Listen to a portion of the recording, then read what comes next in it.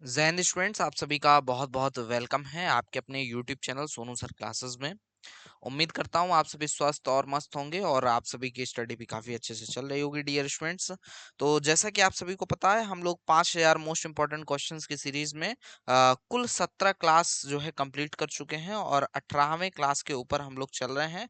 आपकी कोई भी पिछली क्लास अगर छूट गई है तो आप Sonu sir classes YouTube channel पर ही प्लेलिस्ट से जो अवेलेबल क्लासेस हैं उन क्लासेस में से क्लासेस को कंप्लीट कर सकते हैं, और या फिर सोनू सर क्लासेस एप्लीकेशन पर विजिट करके आप अपने फेवरेट कोर्स को ज्वाइन कर सकते हैं, जिसमें आपको complete 5000 plus most important questions की वीडियोस प्लस उनकी पीडीएफ्स, ब्लैंक पीडीएफ्स और आपको हैंड रिटन सॉल्व पीडीएफ जो है मिल जाता है साथियों। तो आप सभी का जो सेट नंबर 2 था साथियों, जो कि 2023 का ओरिजिनल क्वेश्चन पेपर था, शिफ्ट 2 का 2 अगस्त 2023 का।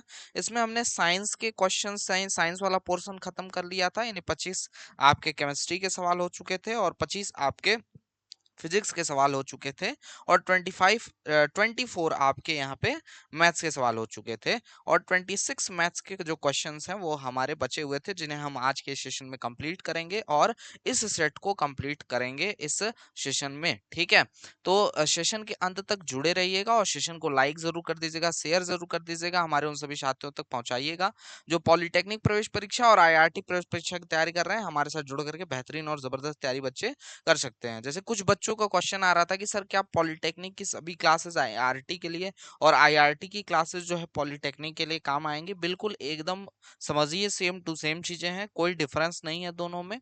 आप पॉलिटेक्निक की तैयारी कर रहे हैं या फिर आईआरटी की तैयारी कर रहे हैं, दोनों से ही दोनों के लिए प्रिपेयर करके दोनों एग्जाम दे सकते हैं। मतलब किसी एक एग्जाम के लिए प्रिपेयर करके दोनों एग्जाम आप दे सकते हैं।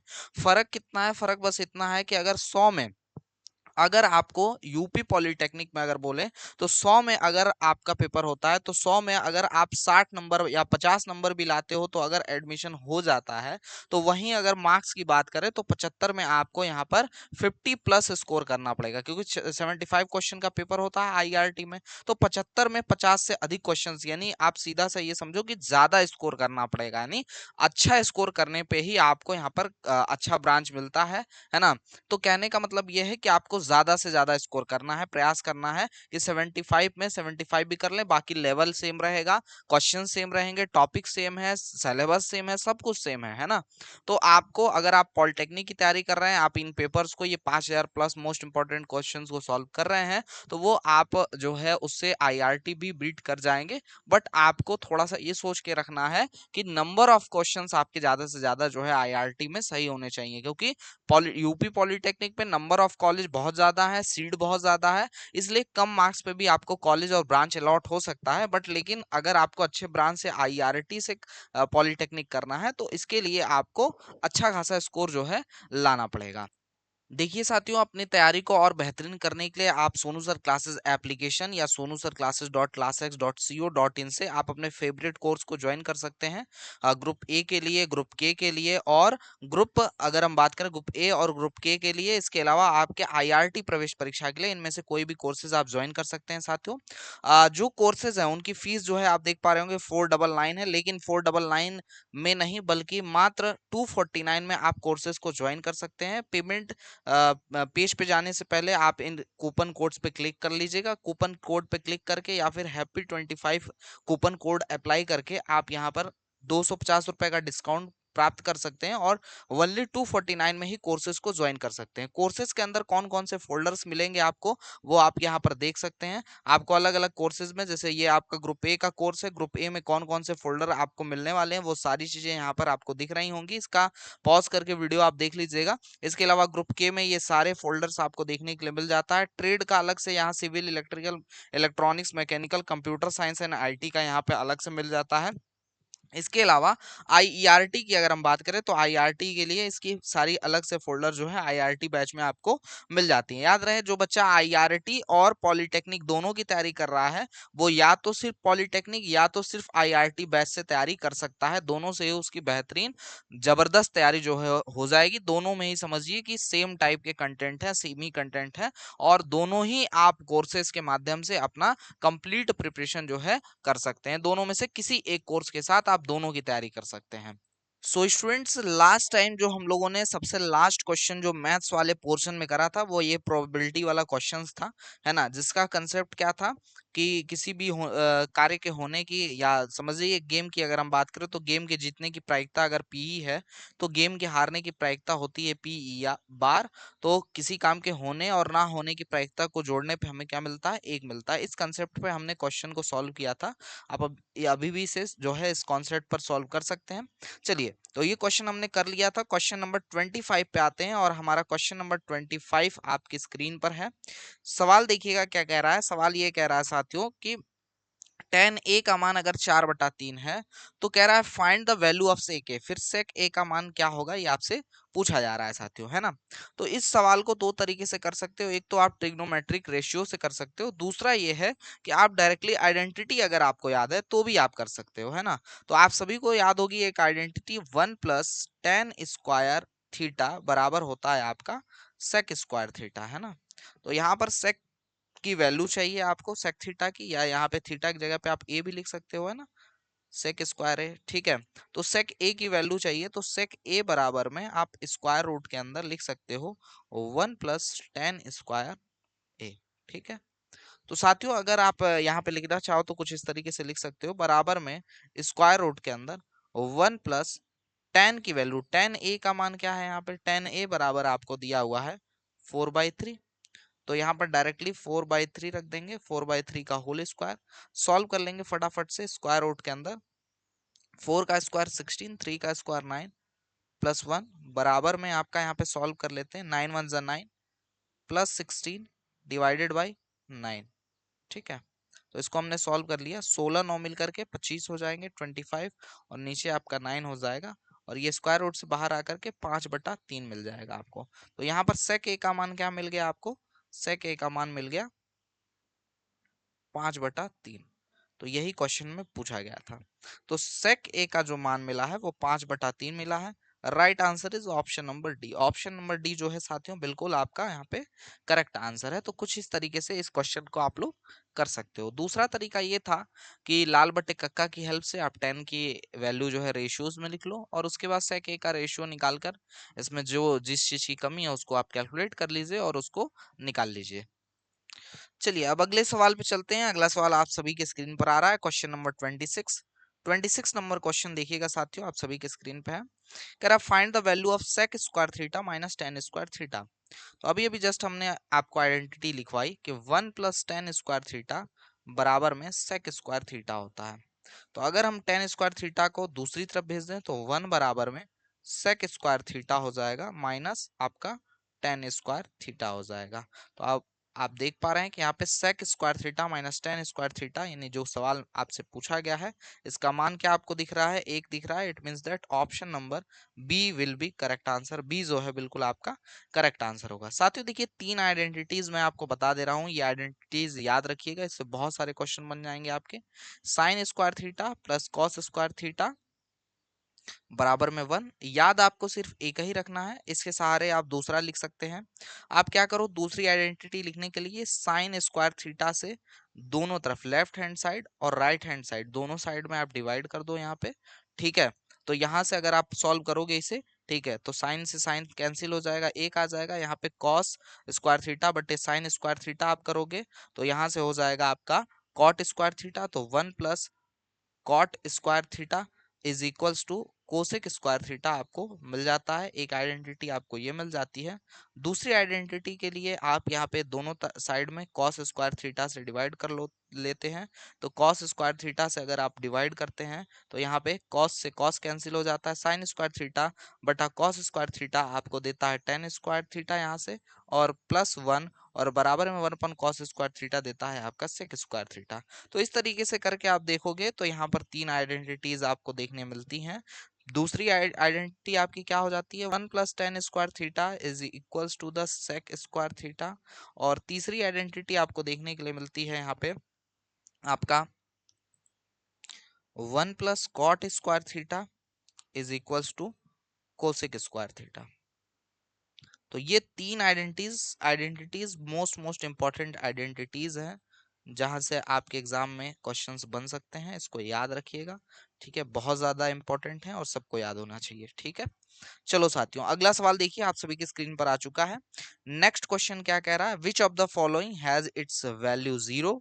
कह रहा है निम्न में से किसका मान शून्य होता है। तो आप सीधे से देख सकते हैं, कॉस जीरो का मान एक होता है, साइन 90 का मान एक होता है, कॉस 90 का मान जीरो होता है। तो right answer is option number C. C option जो है बिल्कुल आपका राइट आंसर है। बहुत ही आसान सा क्वेश्चन जो है यहाँ पे पूछा गया है। अगला सवाल, next question, in a right angle triangle A B C, right angle at B, find the value of sin A into cos C plus cos A into sin C। ये आपसे बोला जा रहा है। देखिए साथियों, ये अगर आप ध्यान से देखोगे तो sin A प्लस बी का फॉर्मूला लिखा हुआ है। तो यहाँ पर A तो A है लेकिन B की जगह पे C लिख दिया है, तो आप इसे sin क्या लिख सकते हो, ये फॉर्मूला लिखा गया। अब यहाँ पे समझो थोड़ा सा, जैसे समकोण त्रिभुज ए बी सी है और इसमें बी जो है समकोण है, और sine A into cos C plus cos A into sine C का मान हमसे पूछा जा रहा है। तो ये तो आपको पता चल गया कि ये जो वैल्यू है वो साइन ए प्लस सी की वैल्यू है, लेकिन आपसे इसका मान पूछा जा रहा है, ना कि फॉर्मूला पूछा जा रहा है। तो मैं एक अगर राइट एंगल ट्राइंगल बनाऊं यहाँ पे कुछ इस प्रकार से, और इसका जो एंगल है वो बी आपका समकोण है यानी 90 डिग्री है, और मान लो ये एंगल ए है और ये एंगल सी है। तो एक चीज तो कंफर्म है कि किसी त्रिभुज के अंदर तीनों एंगल्स का जो सम होता है वो क्या होता है, तीनों एंगल्स का जो सम होता है वो 180 डिग्री होता है। तो यहाँ 180 डिग्री है। ठीक है, तो अगर आपका एंगल बी का मान 90 डिग्री है, तो प्लस आपका angle A plus angle C बराबर 180, मतलब angle A plus angle C बराबर 180, और ये 90 दूसरी तरफ जाकर 180 में से घट जाएगा, यानी angle A plus angle C बराबर आपको क्या मिलेगा, 90 डिग्री मिलेगा। है ना, इतना लंबा जाने की जरूरत नहीं थी, साफ साफ दिख रहा था कि बाकी के दो एंगल्स का सम जो है वो 90 डिग्री होगा। ठीक है, तो यहाँ से आप इसे साइन 90 भी लिख सकते हो। साइन 90 की वैल्यू क्या होती है, 1 होती है। तो साइन 90 की वैल्यू 1 होती है, इसलिए ऑप्शन नंबर यहाँ पर आपका ए, यानी कि एक आपका बिल्कुल करेक्ट आंसर हो जाएगा। ऑप्शन नंबर जो एक है वो आप ए है जो है वो बिल्कुल करेक्ट आंसर है।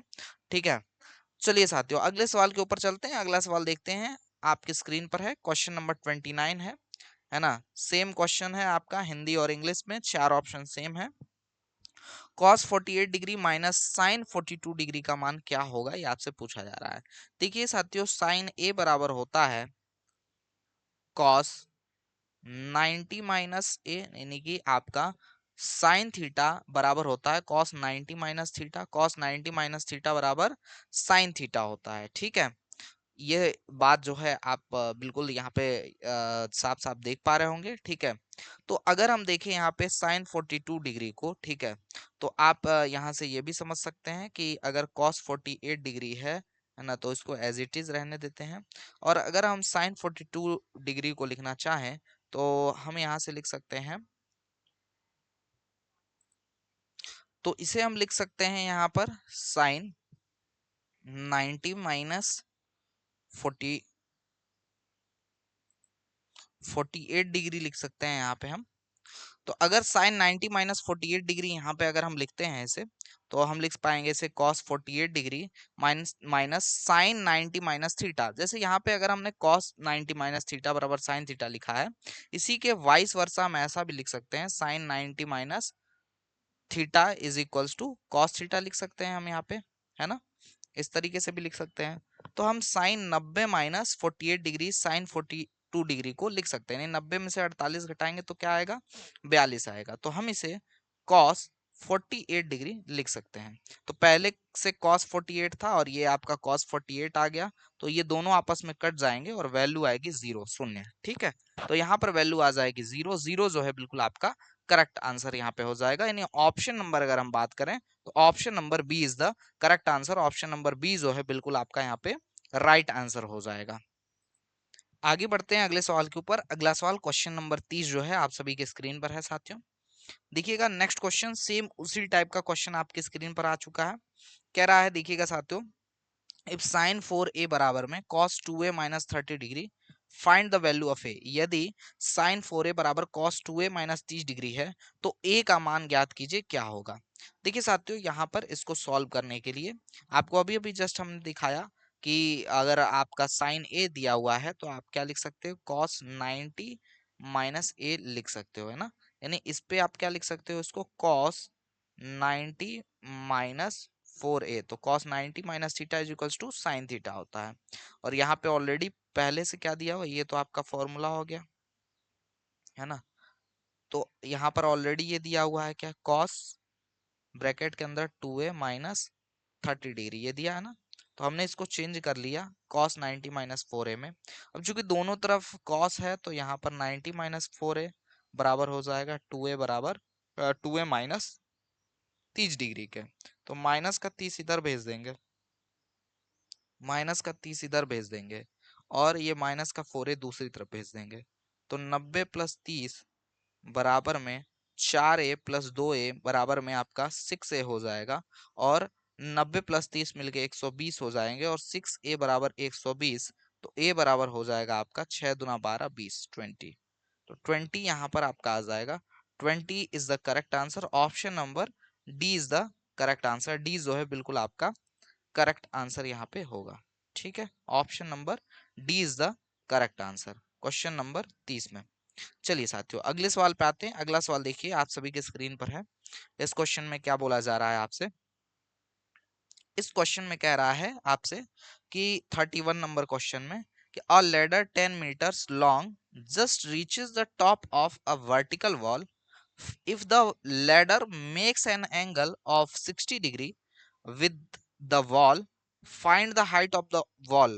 कह रहा है कि कोई 10 मीटर लंबी सीढ़ी है, एक ऊर्ध्वाधर दीवार की छत से लगाकर खड़ी है। यदि सीढ़ी दीवार के साथ 60 डिग्री का ओनियन कोण बनाती है तो दीवार की ऊंचाई ज्ञात कीजिए, ये आपका सवाल है। मान लीजिए, अब फिगर ड्रॉ करते हैं। मान लीजिए ये दीवार है ना। और दीवार से कुछ दूरी पर जो है कुछ इस तरीके से ये सीढ़ी जो है टिका कर रखी जा रही है। मैं सीढ़ी का शेप भी बना दे रहा हूं ताकि आपको और अच्छे से समझ में आए, ठीक है। और दीवार से इसने जो एंगल बना रखा है सीढ़ी ने, वो कौन सा कितना एंगल बना रखा है, तो 60 डिग्री का एंगल बना रखा है। तो यहाँ दीवार और जमीन का एंगल कितना होगा, 90 डिग्री होगा, ठीक है। तो ये एंगल कितना हो जाएगा, 90 ये है ना। आपके किसी ट्राइंगल के अंदर दो एंगल 90 और 60 है, तो तीसरा कितना होगा, तो तीनों कोणों का योग 180 होता है। तो यहाँ पर हो जाएगा 30 डिग्री, है ना।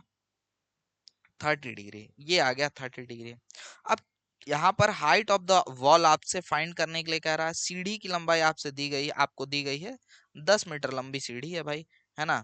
तो अगर आप लाल बटे कक्का में देखोगे यहाँ पे, तो किसका किसका रिलेशन दिखेगा आपको, लंब और यहाँ पे कर्ण का। और लंब और कर्ण का जो रिलेशन होता है वो किसका होता है, साइन साइन में होता है। तो साइन 30 डिग्री बराबर में लंब आपका हाइट हो जाएगा और कर्ण क्या हो जाएगा, 10 मीटर आपका, है ना। तो साइन 30 का मान क्या हो जाता है, 1/2 बराबर में h/10। तो हाइट कितना हो जाएगा, 2 से 10 कट जाएगा 5 बार में, और हाइट हो जाएगा यहाँ पे 5 मीटर। हाइट जो हो जाएगा यहाँ पे वो आपका 5 मीटर हो जाएगा। तो करेक्ट आंसर क्या, तो करेक्ट आंसर क्या हो जाएगा यहाँ पे आपका 5 मीटर। यानी option number B is the correct answer. B option जो है बिल्कुल आपका राइट आंसर यहाँ पे हो जाएगा साथियों। अगले सवाल के ऊपर चलते हैं। अगला सवाल क्वेश्चन नंबर 32 नंबर क्वेश्चन आप सभी के स्क्रीन पर आ चुका है। ये सवाल देखिएगा, कह रहा है फाइंड थीटा, थीटा का मान ज्ञात करो अगर आपका यहाँ पे cos theta minus sine theta बटे cos theta plus sine theta बराबर में 1 माइनस रूट थ्री अपॉन में 1 प्लस रूट थ्री दिया हुआ है, तो है ना। तो इसको आपको बस कैलकुलेट करके चेक करना है कौन सा वैल्यू यहाँ सेटिस्फाई कर जा रहा है। जो वैल्यू सेटिस्फाई कर जाएगा वही राइट आंसर होगा। जैसे डी ऑप्शन से रखना प्रयास करो, थीटा बराबर रखना शुरू करो और सॉल्व करो। थीटा बराबर 60 डिग्री रख के देखो, तो cos 60 degree minus sine 60 degree और अपॉन में cos 60 डिग्री और प्लस साइन 60 डिग्री, है ना। वैसे आप इसे फॉर्मूला भी बना सकते हैं, टेन का फॉर्मूला बना सकते हैं आराम से, कोई दिक्कत नहीं है। लेकिन अगर आप अभी इसको देख पा रहे हैं तो आप सॉल्व कर सकते हैं डायरेक्टली, है ना। तो ये फॉर्मूला अगर आप बनाओगे तो ये बनेगा आपका फॉर्मूला 10 45 माइनस थीटा, ये फॉर्मूला बनेगा। लेकिन आपको ये सिंप्लीफाई करके चेक करना पड़ेगा कि इसकी वैल्यू क्या आ रही है ना। तो इस हिसाब से थीटा की वैल्यू रखने पे जो सेटिस्फाई करेगा वो आपका राइट आंसर होगा। खैर वो थोड़ा सा ऐसा प्रोसेस है कि उसमें आप उलझ सकते हो। यहाँ डायरेक्टली वैल्यूज रखो, सॉल्व कर लो। जैसे कॉस 60 का मान अगर हम बात करें तो 1/2 है, और साइन 60 का मान √3/2 है। ऐसे ही कॉस 60 का मान यहाँ पे 1/2 प्लस यहाँ पे √3/2 आपका साइन 60 का मान जो है हो जाता है। तो देखिए आपका बेस अगर आधार यानी समान है तो देखिए आपका 2 से 2 कैंसिल, मतलब आपका यहाँ पर आएगा ऊपर 1 माइनस √3 अपॉन में 2। हर समान है तो ऊपर आपकी वैल्यूज माइनस हो जाएंगी, और नीचे हर समान है तो ऊपर वैल्यूज जुड़ जाएंगी, नहीं 1 प्लस √3 डिवाइडेड बाई 2 हो जाएगा। 2 से 2 कैंसिल हो जाएगा और वैल्यू आपको मिलेगी वही 1 माइनस √3 अपॉन में 1 प्लस √3। यानी कि ये सेटिस्फाई कर रहा है। Option number D is the correct answer. Directly आप आंसर रख वैल्यू रख करके भी, मतलब अंदाजे से भी चेक कर सकते हो, पता चल जाएगा आपको, है ना। क्योंकि जैसे आप अगर ध्यान से देखोगे तो cos 60 का मान आपको पता है 1/2 होता है ना। साइन 60 का मान √3/2 होता है। ठीक है, और सेम वैल्यूज नीचे भी आएंगी तो हर वाला मान कट ही जा रहा है, तो ऊपर वैल्यू 1 माइनस √3 और नीचे वैल्यू 1 प्लस √3 मिल जा रहा है। तो अंदाजे से भी आप सॉल्व कर सकते हो, कोई दिक्कत नहीं है इसमें। ठीक है, चलो अप्रोक्सीमेशन भी आपको सीखना होता है मैथ्स में, ये भी एक समझिए मैथ्स ही है कि आप अप्रोक्सीमेट आइडिया लगा पा रहे हो कि नहीं। ठीक है, अगला सवाल क्वेश्चन नंबर 33 आपकी स्क्रीन पे है। कह रहा if tan theta plus cot theta बराबर 2 है तो find the value of tan square theta plus cot square theta. तो tan square theta plus cot square theta का मान बताइए क्या हो जाएगा आपका, है ना। अगर tan theta plus cot theta का मान 2 है तो देखिए साथियों, अगर tan theta plus cot theta बराबर आपको 2 दिया गया है तो बोथ साइड अगर आप स्क्वायरिंग करोगे तो tan square theta plus cot square theta plus 2 tan theta into cot theta बराबर में 2 का स्क्वायर 4 हो जाएगा। तो tan square theta plus cot square theta को वैसे ही आप सेम एज इट इज रख दीजिए। ठीक है, यहाँ पर tan और कॉट जो है वो, चूंकि tan और कॉट का जो रेशियो होता है वो जस्ट अपोजिट हो जाता है। tan थीटा का होता है साइन थीटा बटा कॉस थीटा, और कॉट थीटा का होता है कॉस थीटा बटा साइन थीटा। तो इसलिए ये आपस में कट जाते हैं, वैल्यू 1 मिलती है। तो यहाँ पर सिर्फ बचेगा आपका 2 बराबर में 4। तो tan square theta plus cot square theta, और ये दो जो प्लस में है दूसरी तरफ भेजकर 4 में से घटा लेंगे तो 2 मिल जाएगा। तो right answer is tan square theta plus cot square theta is equals to 2, यानी 2 मिल जाएगा आपको करेक्ट आंसर। 2 जो है बिल्कुल यहाँ पे आपका राइट आंसर हो जाएगा। अगले सवाल के ऊपर चलते साथियों। अगला सवाल आप सभी की स्क्रीन पर आ चुका है। हिंदी में सवाल पहले पढ़ूंगा, बाद में इंग्लिश में, सुनिएगा ध्यान से। यदि किसी त्रिभुज के शीर्ष ए बी और सी दिए गए हैं तो सी से जाने वाली माध्यिका की लंबाई ज्ञात कीजिए क्या होगा। अब इंग्लिश में सुनिए। If A B and C are the vertices of a triangle then the length of the median through vertex C. तो ए बी और सी के जो कोऑर्डिनेट्स हैं वो दिए गए हैं। तो समझिएगा ये मान लो एक ट्राइंगल है जिसका जिस जो कि ए बी सी ट्राइंगल है, और ए जो वर्टेक्स है ना, वर्टेक्स सी के थ्रू, यानी कि तो सी से जाने वाली माध्यिका की लंबाई। तो हम एक काम कर लेते हैं, सी को यहाँ कर लेते हैं ना।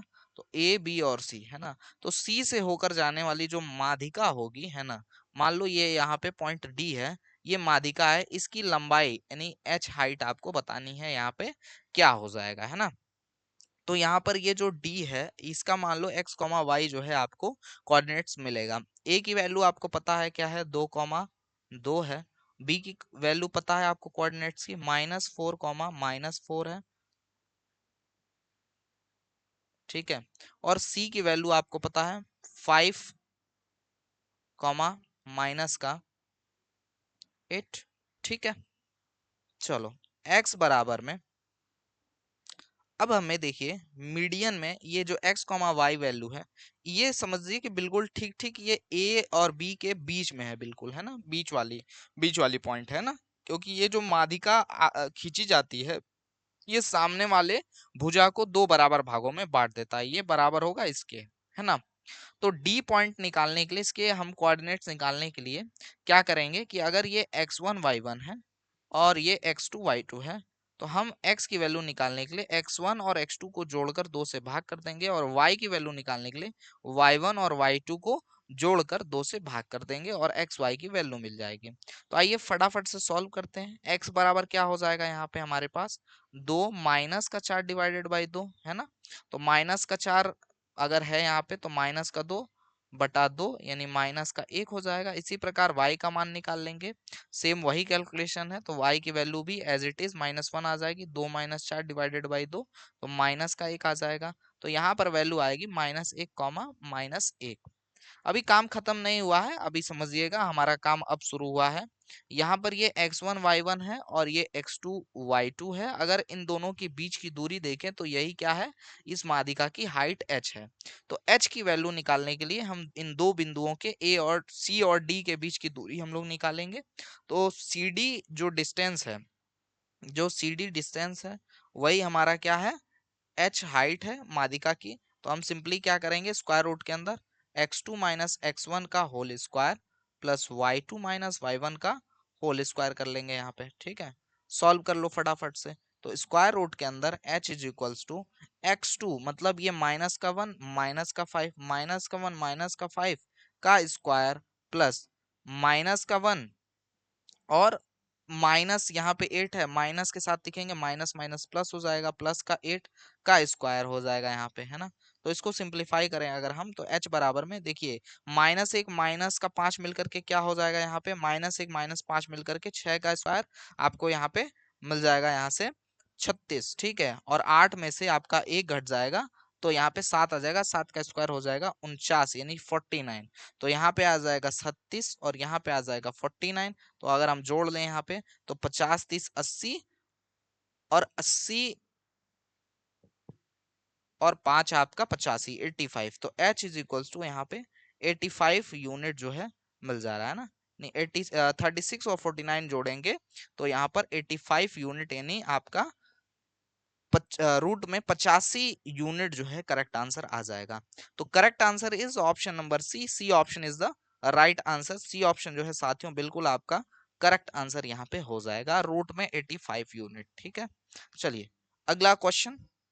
नेक्स्ट क्वेश्चन आपके स्क्रीन पर है, क्वेश्चन नंबर 35। देखिएगा क्या कह रहा है, if 2 is a root of the equation x square plus B x plus 12 बराबर 0 and the equation x square plus B x plus Q बराबर 0 has equal roots, then Q equals to, कह रहा है कि यदि समीकरण x square plus B x square plus 12 बराबर 0 का एक मूल क्या है, 2 है, तो समीकरण x square plus B x plus Q बराबर 0 के मूल बराबर होंगे तो Q का मान क्या होगा, ये आपसे पूछा जा रहा है। देखिए साथियों क्वेश्चन नंबर 35 में जो कहा जा रहा है कि x square plus B x plus 12 का जो एक रूट है वो क्या है आपका 2 है। तो रूट का मतलब हो जाता है ये x की वैल्यू इसने दे रखी है ना। तो x की वैल्यू चूंकि यहाँ पर 2 दे रखा है तो हम क्या करेंगे कि जहां जहां x है इस समीकरण में वहां वहां हम 2 रख देंगे। तो हो जाएगा 2 का स्क्वायर प्लस b गुणा 2 प्लस 12 बराबर में 0। अगर आप सॉल्व करोगे तो 2 का स्क्वायर 4 प्लस 2b प्लस आपका 12 बराबर में 12 4 16। तो 2b बराबर माइनस का 16 मतलब 16 को हमने दूसरी तरफ भेज दिया और b बराबर में 2 से 16 को काटेंगे माइनस का 8 आ जाएगा। तो यहाँ हमें b की वैल्यू मिल गई और एक्चुअली यही चाहिए भी था हमें, है ना। अब समझिएगा जो आपका दूसरा समीकरण दिया है, कह रहा है कि यदि समीकरण ये x square plus B x plus Q बराबर 0 के मूल बराबर है, मूल बराबर यानी रूट्स आर इक्वल, रूट्स अगर इक्वल होते हैं तो हमारा डिस्क्रिमिनेंट 0 के बराबर होता है, यानी B square minus 4ac is equals to 0। तो b की वैल्यू माइनस का 8 मतलब यहाँ भी वही b की ही वैल्यू है, माइनस का 8 का स्क्वायर माइनस 4 इंटू a की वैल्यू एक्स स्क्वायर का गुणांक 1 है और c की वैल्यू q है। तो q हो जाएगा बराबर में 0 और हमसे q का ही मान पूछा गया है, सॉल्व कर लेंगे। 8 का स्क्वायर 64 माइनस 4 इंटू क्यू बराबर 0 और 4q बराबर में 64 और q बराबर में 16 आ जाएगा। तो q की वैल्यू यहाँ पर क्या मिल जा रही है साथियों, 16 मिल जा रही है, चेक करिएगा। तो यहाँ पर राइट आंसर जो होगा ऑप्शन नंबर सी होगा, C option is the correct answer. Q की वैल्यू जो है आपको यहाँ पे 16 मिल जाएगी साथियों। ठीक है, तो इस तरीके से ये सवाल आप कर सकते हैं, बहुत ही जबरदस्त सा सवाल था, है ना, और आपको मजा भी काफी आया होगा इस क्वेश्चन को सॉल्व करने में और इससे पहले वाले क्वेश्चन को सॉल्व करने में, है ना। चलिए साथियों अगला सवाल देखिए, आप लोग भी लाइव चैट में आंसर करते रहिएगा, कोई दिक्कत नहीं, कोई परेशानी नहीं है, लाइव चैट में आंसर करते रहिए। बेहतरीन क्लास चल रही है, बेहतरीन सेशन मिल रहा है, इंपॉर्टेंट क्वेश्चन सॉल्व करा रहा हूँ, जितना ज्यादा ट्रिक आपको दे सकता हूँ दे रहा हूँ, जितना आपको स्मूथली चीजों को करना सिखा सकता हूँ, सिखा रहा हूँ। आप इसको सीखिए और एग्जाम में बेहतरीन परफॉर्मेंस आप लोग करिए, ठीक है साथियों। तो अगला क्वेश्चन देखिए आपके स्क्रीन पर है, कह रहा है कि find Q for which x square plus lambda x plus 9 is a perfect square. कह रहा है लेमडा का मान ज्ञात कीजिए जिसके लिए x square plus lambda x plus 9 एक पूर्ण वर्ग हो, एक परफेक्ट स्क्वायर है, ये आपसे पूछा जा रहा है। तो ये जो समीकरण है वो किस लेमडा की वैल्यू के लिए एक परफेक्ट स्क्वायर होगा, ये आपसे पूछा जा रहा है। अच्छा देखो, अगर आप कंपैरिजन करो एक अलजेब्रिक फॉर्मूले से इस इक्वेशन का, तो आपको दिखेगा कि यहाँ पर जो 9 है अगर हम उसको लिखें कुछ थोड़ा सा अपने तरीके से, तो ये x square plus lambda into x और प्लस ये 3 का स्क्वायर अगर लिखें तो हमारा फॉर्मूला जो है कुछ इस तरीके से आता है। और हम कंपैरिजन करने के लिए लिखें अगर, तो हम लिख सकते हैं यहाँ पे देखो ए स्क्वायर प्लस ये बी स्क्वायर हो जाएगा और यहाँ पे 2ab।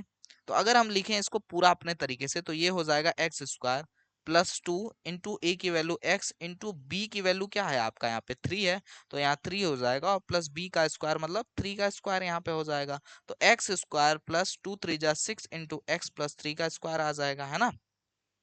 तो अगर आप देखोगे यहाँ पे और अगर आप देखोगे तो ये वैल्यू जो है ए प्लस बी का होल स्क्वायर है, मतलब ए और बी को जोड़ दे तो एक परफेक्ट स्क्वायर बन जाता है ना। ये परफेक्ट स्क्वायर ही तो है, जब किसी कोई वैल्यू अगर होल स्क्वायर बन रहा है तो वो एक परफेक्ट स्क्वायर ही है। तो यहाँ एक्स प्लस 3 का होल स्क्वायर ये बन रहा है ना, ये एक्स प्लस 3 का होल स्क्वायर बन रहा है। तो यहाँ पर अगर आप कंपेरिजन करोगे दो समीकरण, ये समीकरण एक है और ये समीकरण दो है, माफ कीजिएगा। तो यहाँ पर दो समीकरण है, इनका समीकरण का कंपैरिजन कर लो। ये आपका पहला समीकरण, ये दूसरा समीकरण है ना। तो समीकरण एक और दो से आप निकाल लो फटाफट से यहाँ से। तो आप देख पा रहे हो कि लेमडा बराबर डायरेक्टली आपको वैल्यू 6 मिल रही है। नहीं, correct answer is option number A. Option number ए जो है बिल्कुल आपका राइट आंसर हो जाएगा। लेमडा की वैल्यू यहाँ से 6 आपको मिल जाएगी, ठीक है। चलिए साथियों, अगले क्वेश्चन के ऊपर चलते हैं, अगले सवाल के ऊपर। अगला सवाल देखिए क्या कह रहा है। कह रहा है कि फाइंड के for which system of equations x plus 2y minus 3 बराबर 0 एंड 5x प्लस के वाई प्लस 7 बराबर 0 हैज नो सॉल्यूशन। कह रहा है k का वह मान ज्ञात कीजिए जिसके लिए समीकरण निकाय x प्लस 2y माइनस 3 बराबर 0 और 5x प्लस के वाई प्लस 7 बराबर 0 का कोई हल नहीं है। तो यहाँ पर इसको सॉल्व करेंगे फटाफट से और आंसर निकालेंगे। देखिए साथियों, के का वह मान बताना है जिसके लिए जो सिस्टम ऑफ इक्वेशन है उसका कोई भी सॉल्यूशन नहीं है ना। तो नो सॉल्यूशन की कंडीशन क्या होती है, नो सॉल्यूशन की अगर आप कंडीशन लिखोगे तो ये होता है a1/a2 बराबर होगा b1/b2 के, लेकिन बराबर नहीं होगा c1/c2 के। ये समीकरण होता है। तो a1 कहाँ मिलेगा, x के गुणांक के रूप में जो कि क्या है 1 है। a2 कहाँ मिलेगा, दूसरे समीकरण के x के गुणांक के रूप में जो कि 5 है। बराबर में b1 कहाँ मिलेगा, तो पहले समीकरण के y के गुणांक के रूप में जो कि 2 है। और आपका b2 कहाँ मिलेगा, तो b2 आपको मिलेगा दूसरे समीकरण के y के गुणांक के रूप में। ठीक है, तो यहां से मिल गया। तो आप अगर हम इसे सॉल्व करोगे तो आपका ये तिरछा गुणा होगा के बराबर में, मतलब के चला जाएगा मल्टीप्लाई हो जाएगा 1 के साथ, 5 चला जाएगा दूसरी तरफ मल्टीप्लाई हो जाएगा 2 के साथ। तो 5 2 10 आ जाएगा यहाँ पे के की वैल्यू, है ना। सॉल्व करने पे तो के बराबर आपको यहाँ से 10 मिल जाएगा। Right answer is option number ए, है ना।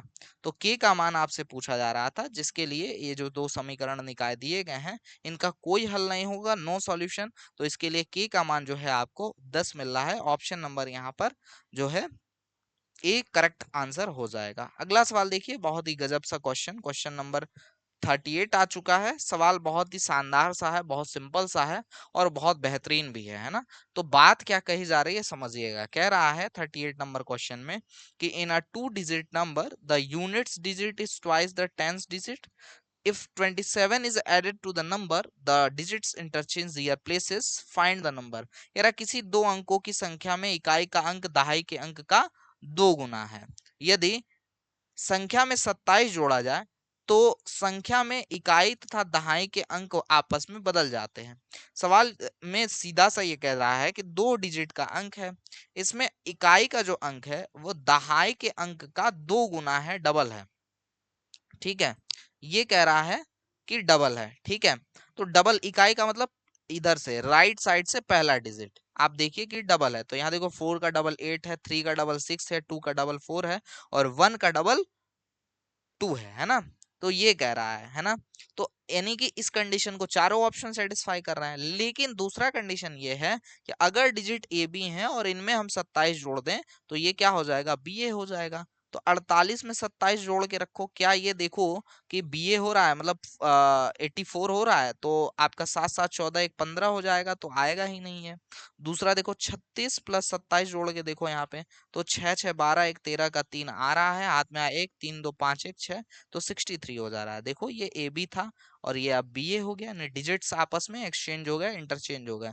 तो right answer is option number B 36 है ना।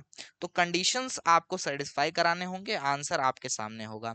अगला सवाल क्वेश्चन नंबर 39 आप सभी के स्क्रीन पर है, देखिएगा साथियों इसको कैसे हम लोग कर पाएंगे।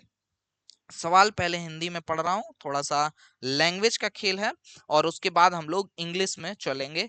तो देखिएगा कह रहा है कि 5 किताबों और 7 कलम का कुल मूल्य जो है वो रुपए 134 है, तथा 7 किताब एवं 5 कलम का कुल मूल्य रुपए 130 है। एक किताब और 2 कलम का मूल्य क्या होगा, ये आपसे पूछा जा रहा है। कह रहा है 5 books and 7 pens together cost rupees 134, whereas 7 books and 5 pens together cost rupees 130, find the cost of one book and 2 pens। ये आपका सवाल है। देखिए अब हमें एक किताब और 2 कलम का मूल्य इसमें क्या होगा ये आपको बताना है।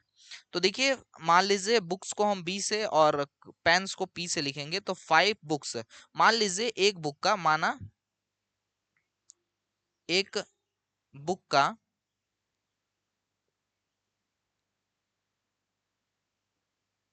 एक बुक जो है वो 20 रुपए की है ना, ये मानना पड़ेगा। और एक पेन जो है वो पी रुपए की है, ये हम लोग मान ले रहे हैं। तो अगर 5 बुक्स थी और एक बुक जो है 20 रुपए में मिला है, तो 5 बी टोटल रेट हो गया उसका। इसी प्रकार से 7 पेन्स थे, एक पेन का जो रेट है वो पी रुपीज है, तो 7 पी हो जाएगा। और बराबर में ये कितने हो रहे हैं, 134। तो हम इसको सिंप्लीफाई में करके लिख सकते हैं 5 बी 7 पी बराबर में 134।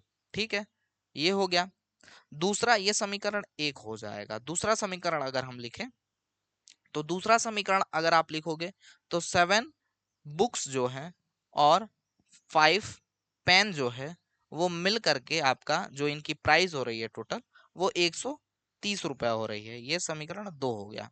अब कह रहा है कि एक बुक और एक पेन का जो प्राइस है वो निकाल करके हमको दिखाओ। तो देखो बुक या पेन में से किसी एक वैल्यू को आपस में यहाँ पे बराबर करना पड़ेगा और उसको काट के हटाना पड़ेगा। ये आपका यहाँ पे नेक्स्ट स्टेप होना चाहिए, तभी आप इसे सॉल्व कर पाओगे। तो मान लो जैसे अगर हम यहाँ पे बुक वाला जो पोर्शन है वो हटाना चाहते हैं, तो हम क्या करेंगे, यहाँ पर 7 का और यहाँ पे 5 का गुणा करें तो दोनों समीकरण बराबर में आपका बुक की जो वैल्यू होगी वो बराबर हो जाएगी। तो हम यहाँ पे 7 का मल्टीप्लाई और इस समीकरण में हम 5 का मल्टीप्लाई कर रहे हैं और लिख रहे हैं, तो 5 सते 35 बुक प्लस 7 7 49 पी बराबर में 134 में 7 का गुणा कर लेंगे। तो 134 में 7 का गुणा करेंगे, 7 चौका 28, हाथ में आया 2, 7 तय में 21, 21 और 2 मिलकर के 23, हाथ में आया 2 और 7 एकम 7 2 9, 938, 938 आ जाएगा। ठीक है, इसी तरीके से हम लोग सेकेंड वाले इक्वेशन को भी लिखेंगे। तो 5 सते 35 बी प्लस 5 पचे 25 पी बराबर में आप यहाँ पे लिख सकते हो इसे 130 में 5 का गुणा करेंगे तो 13 पचे 65, यानी 650 आ जाएगा ये वैल्यू।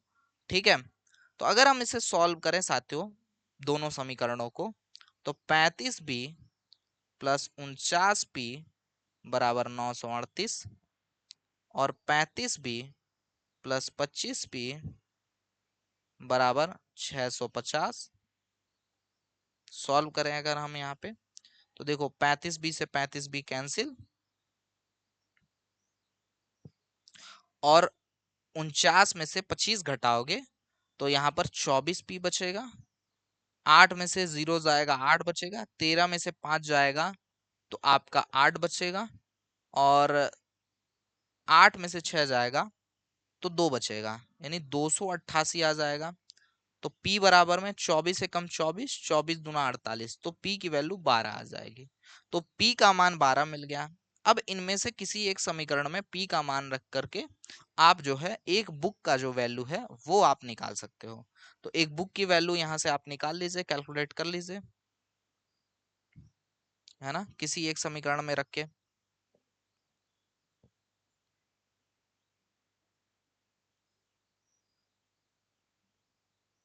तो हम ये दूसरे समीकरण में वैल्यू रख रहे हैं। तो 7b प्लस 5 इंटू पी की वैल्यू 12 बराबर में 130 हो जाएगा। तो 12 पंजे 60, 7b बराबर में 130 माइनस 60, तो यहाँ पे हो जाएगा 70, 7b बराबर 70, तो यहाँ पर b की वैल्यू 10 आ जाएगी। यानी एक बुक 10 रुपए की और एक पेन जो है वो 12 रुपए की है। भावनाओं में मत आना कि जो बुक पेन की प्राइस है वो बुक से ज्यादा कैसे हो सकती है। तो हो सकती है क्योंकि ये क्वेश्चन है ना, हो सकता है क्योंकि ये क्या है, क्वेश्चन है, तो क्वेश्चन में कुछ भी हो सकता है। तो ये हमें जो है मिल गया है यहाँ पे। अब हमें क्या निकालना है यहाँ से, हमें निकालना है यहाँ पे 1 बुक और 2 पेन्स का जो है दाम, कितना दाम हो जाएगा उनका, है ना। तो लिख लो भाई, फटाफट से किनारे लिख देते हैं ब्लैक पेन से ताकि आपको दिखे आंसर, है ना। तो हमें पता करना है 1 बुक प्लस 2 पेन की प्राइस। तो 1 बुक, तो 1 इंटू 10 मतलब 10, प्लस 2 इंटू 12 यानी 12 दूनी 24, तो 10 प्लस 24 बराबर 34, 34 रुपीज जो है बिल्कुल यहाँ पे राइट आंसर हो जाएगा। तो करेक्ट आंसर इज 34 रुपीज, जो कि ऑप्शन नंबर बी में दिया है। B option is the correct option, B जो है बिल्कुल आपका करेक्ट ऑप्शन हो जाएगा यहाँ पे, ठीक है। तो ये आपका क्वेश्चन नंबर 39 का आंसर था। अगला सवाल देखिए आप सभी के स्क्रीन पर है, इसका जवाब दीजिएगा साथियों। अगला क्वेश्चन कह रहा है, नेक्स्ट क्वेश्चन, कि the first and the last term of an AP are 1 and 11 respectively. If the sum of its terms is 36, then the number of terms will be. किसी समांतर श्रेणी के प्रथम तथा अंतिम पद क्रमशः 1 तथा 11 है। यदि कुल पदों का योग 36 है तो समांतर श्रेणी में पदों की संख्या कितनी है, ये आप सभी से पूछा जा रहा है। तो आपको फर्स्ट टर्म पता है जो कि 1 है, आपको कह रहा है कि लास्ट टर्म आपका पता है कि 11 है, प्रथम और अंतिम पद 1 और 11 है ना। इसके बाद कह रहा है कि सम ऑफ एन टर्म, एन पदों का जो योग है या कुल पदों का जो योग है वो 36 है। तो कितने टर्म्स थे ये आपको पता करना है। तो फॉर्मूला होता है sum of n term is equals to n by two into टू ब्रैकेट के अंदर first term plus last term, पहला टर्म प्लस अंतिम टर्म। ये आपका फॉर्मूला होता है, याद रखिएगा, बहुत इंपॉर्टेंट फॉर्मूला है। इसके अलावा भी सम ऑफ एन टर्म का दूसरा फॉर्मूला होता है जो कि हमने पीछे आपको क्वेश्चंस में कराया हुआ है। चलिए यहाँ पर सारी वैल्यूज रखेंगे। सम ऑफ एन टर्म बराबर 36, एन बटा 2, ब्रैकेट के अंदर ए की वैल्यू 1 प्लस एल की वैल्यू 11 हो जाएगी। अब 36 बराबर में एन बटा 2 गुणे 1 प्लस 11 मतलब 12 हो जाएगा यहाँ पे, और 2 से 12 कट जाएगा 6 बार में, और n बराबर आ जाएगा वैल्यू 6। यानी यहाँ नंबर ऑफ टर्म्स कितने थे आपके, 6 थे। यानी right answer is option number B, 6 terms जो है बिल्कुल आपका राइट आंसर होगा साथियों, ठीक है। चलो अगला सवाल, नेक्स्ट क्वेश्चन आप सभी के स्क्रीन पर है, इसका जवाब दीजिएगा साथियों। क्वेश्चन नंबर 41, और इस सवाल में ये भी आपका एपी सीरीज का ही क्वेश्चन है, यानी अरिथमेटिक प्रोग्रेशन का क्वेश्चन है। क्वेश्चन नंबर 41 कह रहा है कि for what value of p are 2p plus 1 13 5p minus 3 are 3 consecutive terms of an AP. कह रहा p के किस मान के लिए 2p प्लस 1 13 और 5p माइनस 3 किसी समांतर श्रेणी के क्रमागत पद होंगे। देखो क्रमागत पद क्या होता है, देखो मान लो 3 टर्म आपके T1 T2 और T3 दिए हुए हैं। तो एपी सीरीज की एक प्रॉपर्टी होती है कि इनमें समान अंतर देखने के लिए मिलेगा, समान अंतर देखने को मिलेगा, यानी कॉमन डिफरेंस देखने के लिए मिलेगा। मतलब अगर हम T2 में से T1 को घटा दें और T3 में से T2 को घटा दें तो ये दोनों आपस में बराबर दिखेंगे हमें, है ना।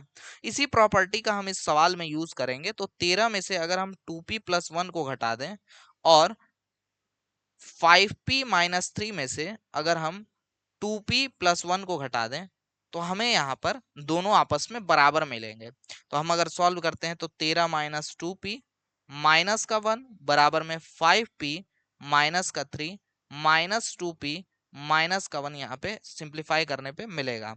तो आप अगर देखोगे ध्यान से यहाँ पे, तो 2p से 2p खत्म हो जाएगा, यहाँ पे डायरेक्टली कैलकुलेट करने की जरूरत ही नहीं है यहाँ पे इसको। ठीक है, इसके अलावा ये एक से एक यहाँ पे डायरेक्टली खत्म हो जाएगा। इसके अलावा आपका 5p माइनस 3 जो है वो बराबर हो जाएगा 3 के, है ना।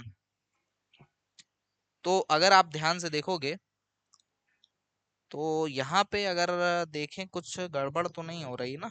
ये माइनस का 2p हो जाएगा, t2 माइनस t1 और t3 minus t2, 5p minus 3। ठीक है, ओके। गड़बड़ तो है और बहुत बड़ी गड़बड़ है साथियों। गड़बड़ ये है कि हमें t2 रखना था ना, तो हमें 13 रखना था यहाँ पे, है ना। तो ये गड़बड़ हो गई है, इसे सही कर लेना। ठीक है, यहाँ पे 13 आ जाएगा t2 की जगह पे।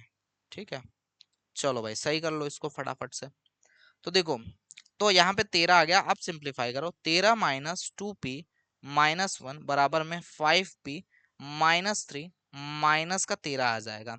अब सॉल्व करते हैं। यहाँ पे 13 में से देखो यहाँ पे एक चला जाएगा तो 12 बच जाएगा, माइनस का 2p और बराबर में 5p, और माइनस के 3 में से माइनस का 13 घट जाएगा तो माइनस का 16 आ जाएगा। तो यहाँ पर यह आ जाएगा 13 प्लस 3 मतलब 16, माइनस का 16 आ गया। अब देखिए, ये माइनस का 16 को हम इधर भेजेंगे और माइनस के 2p को उधर भेजेंगे, तो 12 प्लस 16 यहाँ मिलेगा और 5p प्लस 2p आपको यहाँ मिलेगा। इस 7p बराबर में 6 2 8 और 1 1 2 यानी 28 मिल जाएगा। और 7 चौका होता है 28, तो p का मान मिलेगा 4। ठीक है, तो यहाँ पर राइट आंसर हो जाएगा क्या साथियों, 4। पी का मान क्या हो जाएगा, 4। तो यहाँ पे थोड़ा सा मिस्टेक हो गया था नोट करते टाइम ही, जल्दबाजी में। जो T2 है ना, ये T2 की जगह पे T1 नोट कर लिया था हमने। तो फॉर्मूला वैसे हमने आपको साफ साफ लिखा दिया है, T2 माइनस T1 बराबर T3 माइनस T2। ये कंसेप्ट याद रखना, इसी कंसेप्ट में आपका ये सवाल जो है लग जाएगा। और इसे हम क्या बोलते हैं, इसे हम बोलते हैं कॉमन डिफरेंस। कॉमन डिफरेंस, तो ये सही कर लेना इसे। ठीक है, चलो साथियों अगले सवाल पे। अगला सवाल देखिए आपकी स्क्रीन पर है। कह रहा है in a triangle ABC AD is the bisector of angle BAC if AB is equals to 6 centimeter, AC बराबर में 5 centimeter and BD बराबर में 3 centimeter, then length of DC will be। कह रहा है कि किसी त्रिभुज ABC में AD एंगल BAC को समद्विभाजक रेखा है। यदि AB बराबर 6 सेंटीमीटर और AC बराबर 5 सेंटीमीटर तथा BD बराबर 3 सेंटीमीटर है, तो DC की लंबाई क्या होगी, ये आप सभी से पूछा जा रहा है साथियों। देखिए, अगर हम लोग इसको ड्रॉ करें, ड्रॉ तो करना ही पड़ेगा, जियोमेट्री है, जियोमेट्री बिना ड्रॉ किए नहीं सॉल्व होता है। अगर हम ड्रॉ करें तो कुछ इस तरीके का ट्राइंगल होगा हमारा एक, और जो इसकी वैल्यू का मतलब जो इसका नाम देंगे वो क्या होगा, ABC, है ना। एंगल एक चूंकि बाइसेक्ट हो रहा है, नहीं दो बराबर भागों में विभाजित हो रहा है, एक लाइन आएगी, है ना, AD कुछ इस तरीके से, जो कि इसे दो बराबर भागों में बांटेगी और ये 90 डिग्री बनाएगी यहाँ पर लाइन AD जो है BC के साथ। ठीक है, अब चूंकि आपको यहाँ पर जो ट्राइंगल दिख रहे हैं ABD और दूसरा ट्राइंगल दिख रहा है ADC, ये दोनों सिमिलर ट्राइंगल हैं, है ना। AD मैं दिखा दे रहा हूं आपको, ADC और ABD, यहाँ पर ये जो दोनों ट्राइंगल हैं वो सिमिलर ट्राइंगल हैं आपके, है ना। तो अगर ये दोनों सिमिलर ट्राइंगल हैं तो यहाँ पर जो रेशियो बनेगा इनका, AB बटा BD बराबर में AC बटा DC। तो हमने क्या किया देखिए, AB यानी AB बटा BD इन दोनों का रेशियो लिया, जो कि AC बटा DC के रेशियो के बराबर है। अब हमारे पास क्वेश्चन में क्या क्या वैल्यूज दी गई हैं उसे हम नोट करेंगे फटाफट से। तो देखिए बच्चों, AB की वैल्यू जो है वो 6 सेंटीमीटर है, BD की वैल्यू हमारे पास 3 सेंटीमीटर है और AC की वैल्यू 5 है और DC की वैल्यू हमें फाइंड करनी है ना। तो 3 से 6 कट जाएगा दो बार में, तो DC बराबर में 5/2 यानी कि 2.5 सेंटीमीटर हो जाएगा। तो DC का जो मान है वो कितना मिल जाएगा, 2.5 सेंटीमीटर। तो right answer is option number D. यहां पर राइट आंसर क्या हो जाएगा, ऑप्शन नंबर डी हो जाएगा 2.5 सेंटीमीटर। ठीक है, तो option number D is the correct answer. आपका 2.5 सेंटीमीटर जो है बिल्कुल आपका राइट आंसर हो जाएगा साथियों। ठीक है, चलिए अगला सवाल देखिए, आप सभी के स्क्रीन पर आ रहा है। नेक्स्ट क्वेश्चन, क्वेश्चन नंबर 43, क्या कह रहा है साथियों, what is the probability that a number selected from the numbers 1 2 3 dot dot dot 15 is a multiple multiply of 4। कह रहा है कि संख्याओं 1 से लेकर 15 में से कोई एक संख्या चुनी जाती है तो प्रायिकता ज्ञात कीजिए कि चुनी गई संख्या 4 की गुणक हो। 4 की गुणक हो यानी कि 4 का मल्टीप्लाई हो, इसका क्या प्रोबेबिलिटी है। तो अगर आप 4 का मल्टीप्लाई लिखेंगे एक से ज्यादा और 15 के अंदर में, तो आप पाएंगे कि 4 एकम 4, 4 दूना 8, 4 तिहाई 12 और 4 चौका 16 हो जाता है। तो 16 नहीं हो सकता है, तीन ही होंगे, 4 8 और 12। और कुल संख्याएं कितनी है, तो टोटल नंबर्स आपकी 15 है ना। तो प्रोबेबिलिटी जो होता है, नंबर ऑफ फेवरेबल कंडीशन 1 2 और 3, तीन संख्याएं हैं, और टोटल कितनी संख्याएं हैं, 15। तो 1/5 आ जाएगा, नहीं 3 से 15 घटेगा 5 बार में, प्रोबेबिलिटी जो हो जाएगी वो 1/5 हो जाएगी। So right answer is option number D, 1/5 is the correct answer, है ना। कंसेप्ट एकदम क्लियर होना चाहिए। तो आपका प्रोबेबिलिटी क्या होता है, number of favourable condition, number of favourable condition.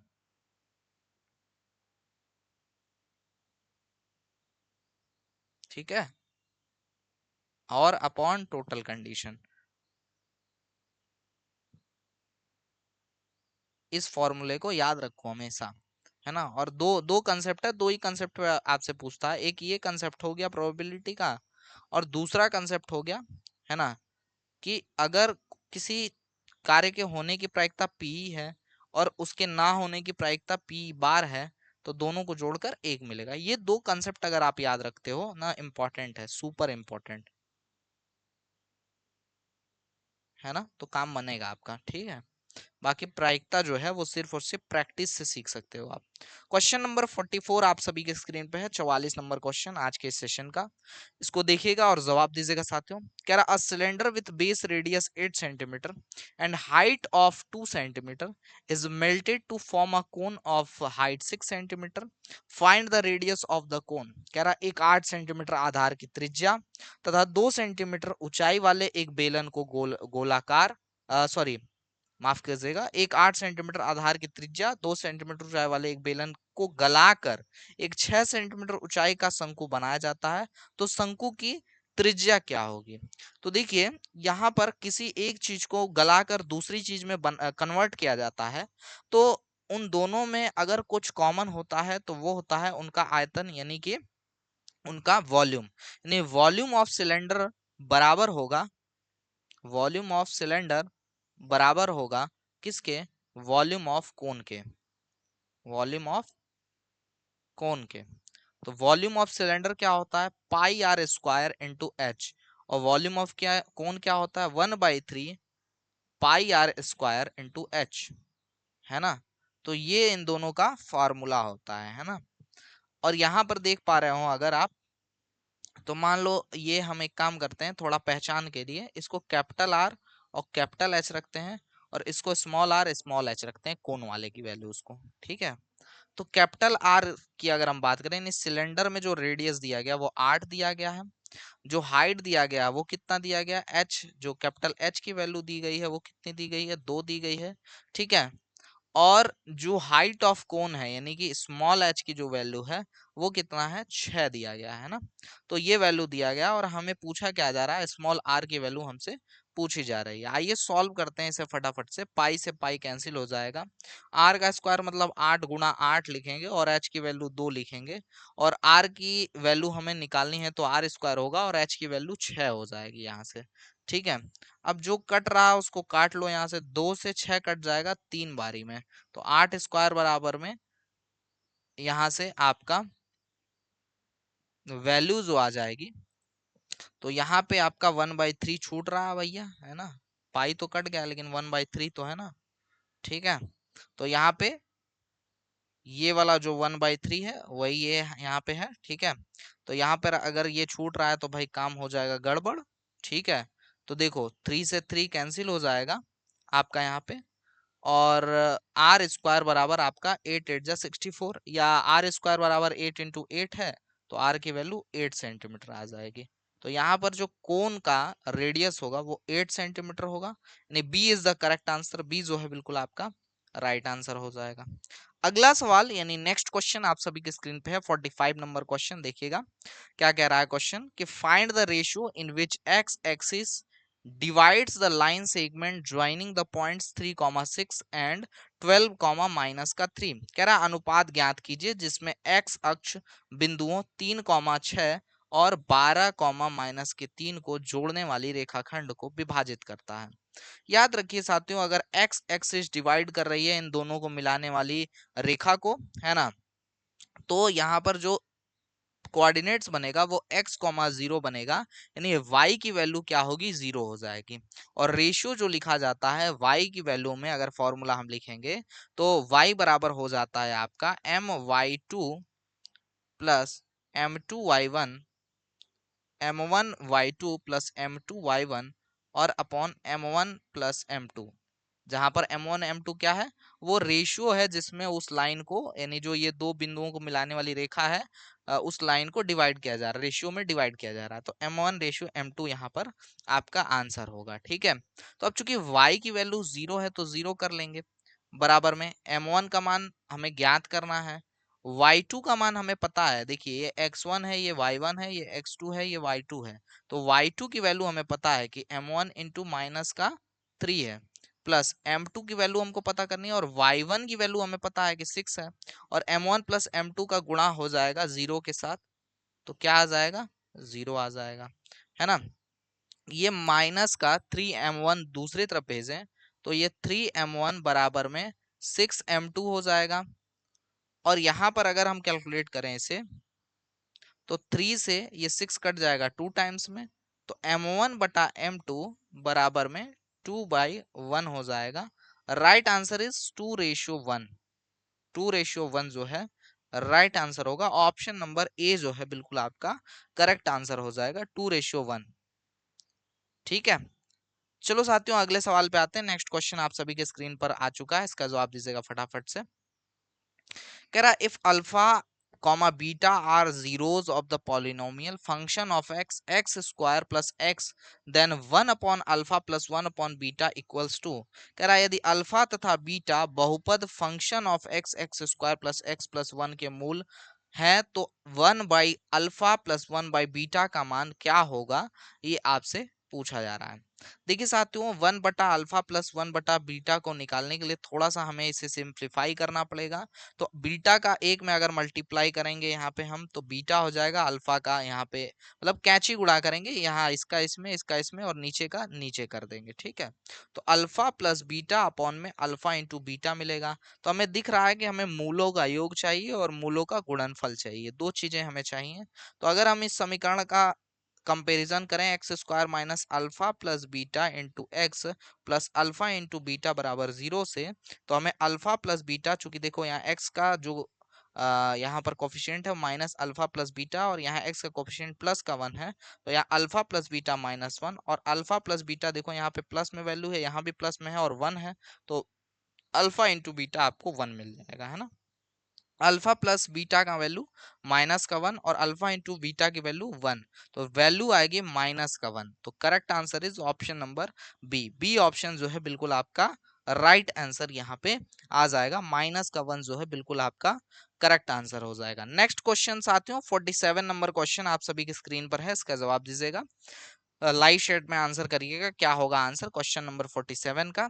कह रहा if 1 is a zero of polynomial P x A x square minus 3 bracket के अंदर A minus 1 into x minus 1, then find the value of A. फिर A का मान क्या होगा ये आपसे पूछा जा रहा है साथियों। यदि एक जो है वो बहुपद पी एक्स बराबर में ए एक्स स्क्वायर माइनस 3 ब्रैकेट में ए माइनस 1 इंटू एक्स माइनस 1 का एक मूल है, तो ए का मान क्या होगा वो बताइए, यानी ए की वैल्यू बताइए।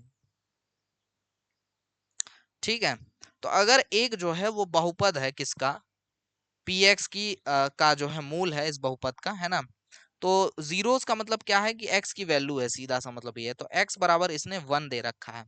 तो अगर हम x बराबर 1 इस समीकरण में रखते हैं तो इसका मान शून्य होना चाहिए, जीरो होना चाहिए, क्योंकि 1 जो है इसका रूट है, इसका मूल है ना, इसका जीरो है।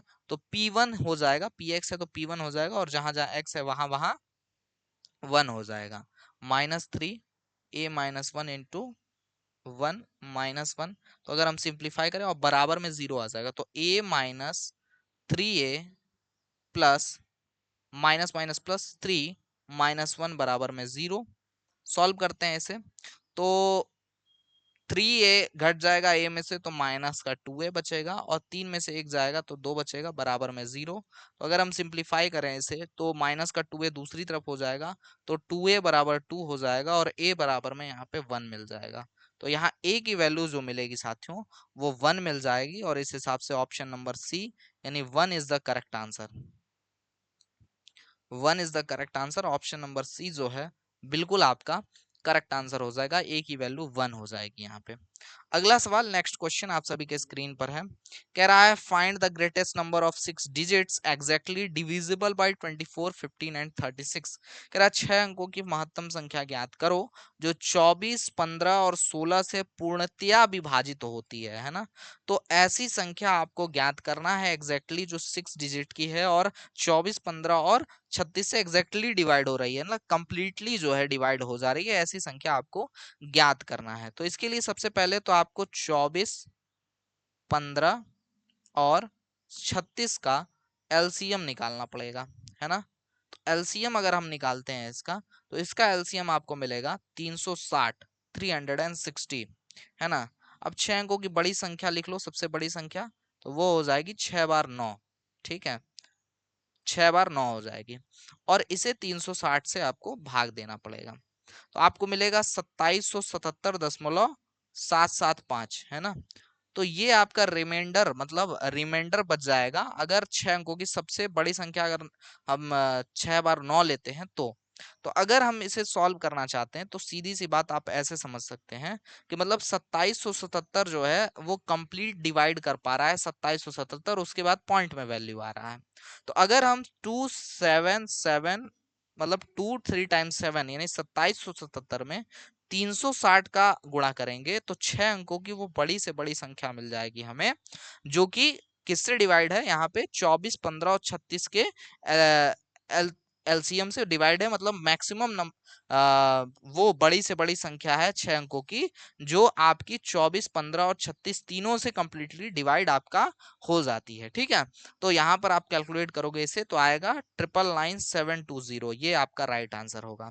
तो 999,720, बाकी कैलकुलेशन करके देखना। वैसे हम बताएं आपको ये क्वेश्चन काफी लेंदी है, इस चक्कर में मत पड़ना कि बस क्या करना है डिविजिबिलिटी ही तो चेक करनी है, नहीं, ऐसा नहीं है। आप हाँ चेक कर सकते हो एक बार को डिविजिबिलिटी रूल लगा करके कि ये डिवाइड हो रहा है कि नहीं। जैसे डिविजिबिलिटी मैं कैसे कह रहा हूं कि देखो 36 से डिवाइड है आपका, है ना। तो 36 से अगर डिवाइड है मान लो, ठीक है, तो 36 से मतलब या तो देखो 3 से भी डिवाइड होना चाहिए, 9 से भी डिवाइड होना चाहिए। तो अगर ये जो आपका 9,999,720 है, अगर इन सब को जोड़ोगे आप और अगर वो जो संख्या है वो 9 से अगर डिवाइड हो रही है तो आप कह सकते हो कि वो संख्या जो है डिविजिबल बाई 9 है ना। तो बाकी इसमें फंस भी सकता है डिविजिबिलिटी में, लेकिन अब सीधा सा मतलब ये है कि ऐसी अगर संख्या है और दिख रहा है कि कैलकुलेशन बहुत ज्यादा है, तो इससे इसका सीधा सा ये तरीका होता है, तो उसको छोड़कर आगे बढ़ जाइए, क्योंकि इस सवाल के चक्कर में आपके अगले 10 सवाल और छूट सकते हैं या गलत हो सकते हैं, है ना। चलिए अगला सवाल, द एचसीएफ, क्योंकि पेपर में सभी सवाल करना जरूरी नहीं होता है, और सभी सवाल के चक्कर में कई बारी क्या होता है हम गलती कर बैठते हैं और वो सवाल भी नहीं कर पाते हैं जो हमें बहुत अच्छे से आ रहा होता है। कह रहा था HCF of two numbers is 16 and their product is 307 to find their LCM। LCM इनका ज्ञात करिए क्या होगा। दो संख्याओं का HCF 16 और उनका गुणनफल 3072 है, LCM ज्ञात करने के लिए कह रहा है। वही कंसेप्ट लगाइए, LCM इंटू HCF बराबर में पहली संख्या गुणे दूसरी संख्या। क्या होता है कंसेप्ट, LCM इंटू HCF बराबर में पहली संख्या गुणे दूसरी संख्या। तो आपको कह रहा है कि लघुत्तम समापवर्तक यानी एलसीएम फाइंड करके दिखाओ। एलसीएम को एज इट इज छोड़ देंगे, पहली दूसरी संख्या का गुणनफल दिया हुआ है, इसमें एचसीएफ से भाग कर देंगे, यानी कि 3072 को भाग कर देंगे। पहली संख्या और दूसरी संख्या का गुणनफल 3072 और एचसीएफ 16 है तो 16 से यहाँ पे हम लोग भाग कर देंगे और सिंप्लीफाई कर देंगे। तो यहाँ देखो बहुत बड़ी संख्या है तो इसको छोटा बनाओ, 2 8 16, 15 दूनी 30, ठीक है, और 36 दूना 72, तो 1536/8 ये हुआ। 8 से डिवाइड करेंगे तो 8 एकम 8 और 7 आ जाएगा यहाँ पे, 8 एकम 8, 8 9 72, 8 दूना 16, 192 आ जाएगा सिंप्लीफाई करने पे, है ना, 192 आ जाएगा एलसीएम। तो यहाँ जो एलसीएम हो जाएगा वो क्या हो जाएगा, 192। तो 192 is the correct answer, option number A is the right answer. A जो है बिल्कुल आपका करेक्ट आंसर हो जाएगा। अगला और आपके आज के सेशन का लास्ट क्वेश्चन आपके स्क्रीन पर दिख रहा है साथियों। सेशन को एंड करने से पहले साथियों एक बार फिर से मैं आप सभी को बता दूं कि जो भी बच्चे बेहतरीन और जबरदस्त तैयारी करना चाहते हैं और 100% चाहते हैं कि उनका सिलेक्शन हो जाए और 5000 प्लस क्वेश्चंस की सीरीज का 100% एक्सेस प्राप्त करना चाहते हैं, 100 जो परसेंट जो उसका कंटेंट है उसको जो है एक्सेस करना चाहते हैं, तो आप क्या कर सकते हो, इसके लिए ग्रुप ए, ग्रुप के और आईआरटी प्रवेश परीक्षा में से किसी एक कोर्स को ज्वाइन कर सकते हो, जो कि आपका फेवरेट कोर्स है, जिसमें आपको इनरोल करना है, जिसमें जो कि आप जिसकी आपको तैयारी करनी है। देखिए कोर्स तो वैसे 499 का है, लेकिन साथियों अगर आप कूपन कोड हैप्पी25 यूज करते हो तो आप वन एंड वनली 249 रुपीज, 249 रुपए में कोर्स को ज्वाइन कर सकते हो। अगर हम बात करें फोल्डर्स की कि आपको यहाँ पे कोर्सेज के अंदर क्या क्या फोल्डर्स मिलेंगे, तो आपको फिजिक्स केमिस्ट्री की कंप्लीट यहाँ पे फिजिक्स केमिस्ट्री मैथ्स की कंप्लीट यहाँ पे कोर्स आपको मिलेगा चैप्टर वाइज। इसके अलावा 5000 जो क्वेश्चंस का सीरीज है, जो जो कि आपको यहाँ पर दिख रहा होगा, 118 वीडियोस के माध्यम से आपका पूरा कोर्स कंप्लीट है। इसके अलावा ग्रुप के में जो आपका ट्रेड से पूछा जाता है 60% question, civil, electrical, mechanical, electronics और आपका सीएसआईटी, वो सारे आपको यहाँ पे उनकी प्रीवियस ईयर क्वेश्चन पेपर, उनके क्लासेस, उनके जो है वीडियोस जो है देखने के लिए मिल जाएंगे। इसके अलावा फिजिक्स केमिस्ट्री मैथ्स का कंप्लीट जो है यहाँ पर आपको सिलेबस कवर मिलेगा। इसके अलावा आईआरटी में अगर आप देखोगे तो आईआरटी की मैथ, फिजिक्स, केमिस्ट्री आपको देखने के लिए मिलेगी। आईआरटी के प्रीवियस ईयर क्वेश्चन पेपर मिलेंगे। आईआरटी 5000 मोस्ट इंपॉर्टेंट क्वेश्चंस की पीडीएफ मिल जाएंगी। इसके अलावा आईआरटी की 5000 प्लस मोस्ट इंपॉर्टेंट जो है क्वेश्चंस की वीडियोस जो है यहाँ पे मिल जाएंगी। तो ये सारी चीजें आपको सोनू सर क्लासेस एप्लीकेशन के अंदर मिल जाएगा। ऑफर आप देख पा रहे होंगे, लिमिटेड टाइम ऑफर है, 1 डे एंड 7 हावर्स दिखाया जा रहा है, 17 घंटे दिखा रहा है। आप जब इस क्लास को देख रहे होगे उस टाइम जो है जो ये ऑफर है वो आपका लगभग 6 से 7 घंटे में एंड होने को होगा। तो आप सोनू सर क्लासेस ऐप को डाउनलोड करके ये कोर्स को जो है वनली 249 में ज्वाइन कर सकते हो। तो आइए फटाफट से अब हम अपने लास्ट क्वेश्चन की तरफ चलते हैं। क्वेश्चन नंबर 50 हमसे क्या कह रहा है साथियों, ये देखते हैं। क्वेश्चन नंबर 50 में कह रहा a wire is bent into the shape of a circle of radius 56 centimetre, if it is bent into the form of a square then its area will be. कह रहा है एक तार को मोड़कर 56 सेंटीमीटर त्रिज्या का वृत्त बनाया जाता है, यदि तार को वर्ग के रूप में मोड़ा जाए तो उस वर्ग का क्षेत्रफल ज्ञात कीजिए, क्या होगा। देखिए साथियों एरिया ऑफ सर्कल आपको मतलब कह रहा है कि एक तार को मोड़कर 56 सेंटीमीटर त्रिज्या का वृत्त जो है बनाया जा रहा है ना, जहां पर मतलब जो सर्कल बनाया गया है, इस सर्कल का रेडियस आपको दिया गया है, रेडियस ऑफ सर्कल, है ना, रेडियस ऑफ सर्कल जो कि आपका 56 सेंटीमीटर है ना। थोड़ा सा हम कंसेप्ट के ऊपर बात करें कि अगर उसी तार से वर्ग यानी स्क्वायर बनाया जा रहा है जिससे कि सर्कल बनाया गया था, तो उन दोनों में सब समान क्या होगा, length of wire. Length of wire जो है यानी कि तार की जो लंबाई है वो समान होगी, जो कि क्या होगा आपका पेरीमीटर ऑफ सर्कल या circumference of circle of circle, जो कि बराबर होगा पेरीमीटर ऑफ स्क्वायर के, है ना। तो ये सीधा सा कंसेप्ट है इसका, है ना। तो समझिएगा 2 पाई आर वो बराबर होगा यहाँ पे किसके, पेरीमीटर ऑफ स्क्वायर के, जो कि 4a होता है। क्या होता है पेरीमीटर, परिमाप क्या होता है किसी भी वर्ग का, 4 इंटू a होता है, 4 इंटू साइड होता है, ठीक है। तो 2 इंटू 22/7 इंटू आर की वैल्यू 56 है, बराबर में 4a होगा। देखिए अगर हम सॉल्व करें यहाँ पे तो 7 से कट करेंगे, 56 8 बार में कट जाएगा, 4 से 2 बार में आपका यहाँ पे 8 कट जाएगा। a बराबर में 2 दूनी के 4 गुणे 22 कर सकते हो आप। a बराबर में आपको 88 मिल जाएगा, यानी 88 जो है आपको यहाँ पर साइड ऑफ स्क्वायर मिल जाएगा, है ना। अब आपसे वर्ग का क्षेत्रफल पूछा जा रहा है, यानी एरिया ऑफ स्क्वायर पूछा जा रहा है। तो कंसेप्ट हमारा दूसरा था और क्वेश्चन हमारा दूसरा है ना। कंसेप्ट से हमने क्या पता किया, कंसेप्ट से हमने यहाँ पर रास्ता बनाया क्वेश्चन के आंसर तक पहुंचने का, है ना।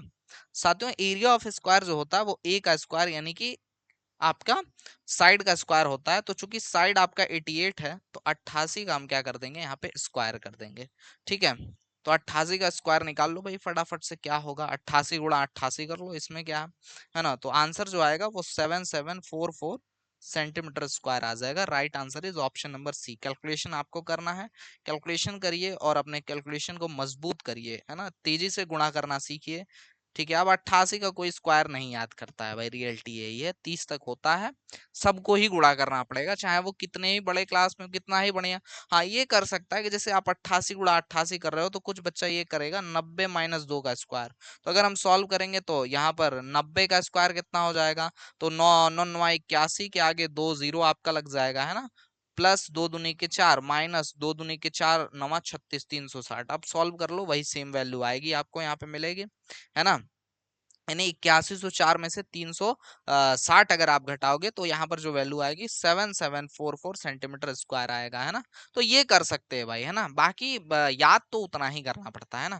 तो साथियों आई होप सो आज का ये जो सेशन है वो आपको अच्छा लगा होगा। जितनी चीजें पढ़ाई और समझाई गई हैं मैथ्स के इन 26 क्वेश्चनों में वो आपको समझ में आया होगा। और अगर कोई भी डाउट होगा आपको तो कॉमेंट सेक्शन में कॉमेंट करके बताइएगा।